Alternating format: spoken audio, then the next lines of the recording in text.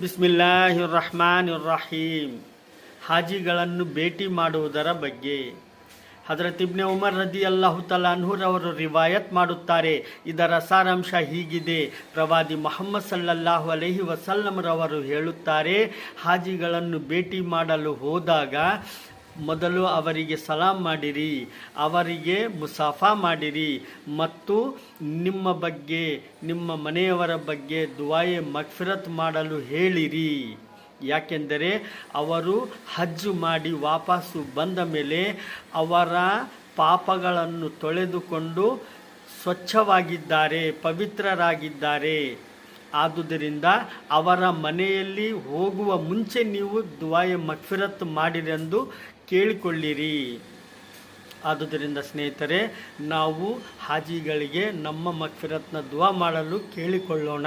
ಆಮೀನ್. ಮುಸ್ನದೆ